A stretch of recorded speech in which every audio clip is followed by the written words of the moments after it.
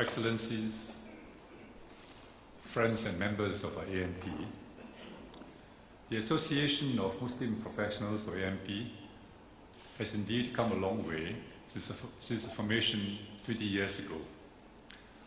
I congratulate you on your achievements and the contributions you have made to the Malay Muslim community in our country. I remember clearly the group of young, bright, idealistic Malay Muslim professionals who came together 2 decades ago with a shared vision of uplifting the Malay Muslim community. I think most of the members are seated over there. They were concerned that the community was being left behind educationally, economically, socially, and politically. They wanted to do something. But while they were prepared to work with Mendaki, they were not prepared to work through Mendaki. They had their own strategy to develop the Malay Muslim community. I was the Prime Minister then. I welcomed the good intention to help their own community, but I was concerned that they might split the Malay Muslim leadership and confuse the Malay ground. Nevertheless, since they felt strongly in wanting to work outside the Mendaki tent, I suggested that they formed a Mendaki Swasta, or the private equivalent of Mendaki. I believed that their goal was laudable, though their approach might be different from Mendaki's. I pledged that the government would support and fund them if they came up with viable plans to boost the community's progress. They took up my suggestion and set up AMP in October 1991. I am pleased that AMP has grown and matured into a dynamic organization. AMP has rolled out a number of education and social programs for the community, in particular for the young. Programs have also been introduced to strengthen families, empower at-risk youths, and increase employability of Malay Muslims. AMP has also developed capacity in research and development as a way to promote intellectual discourse and discussion on issues, challenges, and developments within the Malay Muslim community. Its leaders like Ahmad Magat and Alami Musa have gone on to occupy national leadership positions. Your efforts, together with initiatives in Mendaki and other Malay Muslim organizations, or MMOs, have helped raise the level of performance in the Malay Muslim community. Many more Malay children are tapping on the available education opportunities, seeking higher education and doing well. The number of Malay students who has post-secondary qualifications and above has doubled within the last decade. More Malays go for training to increase employability and are better equipped to meet the demands of the competitive economy and workplace. You have also worked hard to reverse the negative social trends in the community, like divorces and minor marriages. The number of divorces and minor marriages has steadily decreased by 70% and 35% respectively over the past 5 years.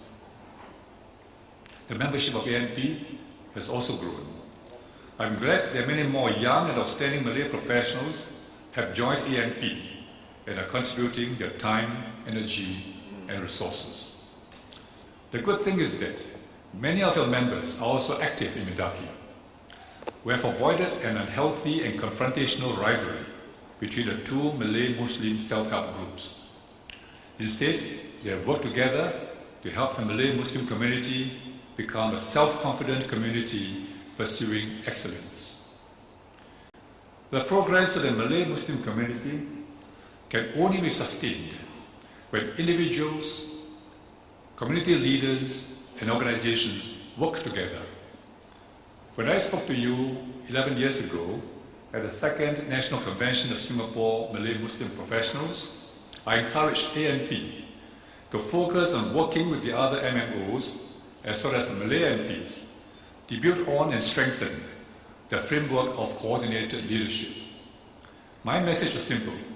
If the MMOs pulled in the same direction, rather than engage in a tug of war, they would have a much greater impact and make a greater difference to the community they served. A decade later, I am pleased that the MMOs, Mendaki and ANP, have worked well together. The Community Leaders Forum, or CLF, is a good example of how the MMOs have collaborated to address the various community issues to complement national efforts. The CLF takes a targeted approach in solving challenges faced by families and youth in areas such as education and employability. ANP is an important partner of the Youth Development Network under the CLF. The Youth in Action Program and Now on the Move programs are examples of ANP's efforts to reach out to help Malay Muslim youths. This cooperative approach has created value and achieved success. It leverages on the resources of the community and builds upon the strengths of the various organizations. Singapore is entering a new phase of development. Our population is aging. The younger generation has new and higher expectations. The global economic environment is more volatile and challenging. Physical space in Singapore is becoming a constraint, and the population is more cosmopolitan and more diverse with new immigrants. These are issues which affect all Singaporeans, not just Malays and Muslims. I understand the ANP is organizing the 3rd Convention for Malay Muslim Professionals next year. I commend your practice of bringing Malay Muslim professionals together to brainstorm new ideas and chart strategic directions for the community in the next 10 years. Tonight, I want to make 2 suggestions for you to consider as you prepare for your convention. First, give our young more space. I know you're still young, but my message is give our young more space. While we should guide them with our life experiences and values, the young must be given the space to build the future home they want. We must not impose on them old designs and decor. Let them express themselves and improve on what the older generation had built with fresh and creative ideas. They are tech-savvy and internet-wired. They may not always agree with the things we do, but I'm confident that as they move into senior positions of responsibility, they'll better understand why we did them. Our vulnerabilities and challenges will not go away, and they will have to find their own solutions to deal with them.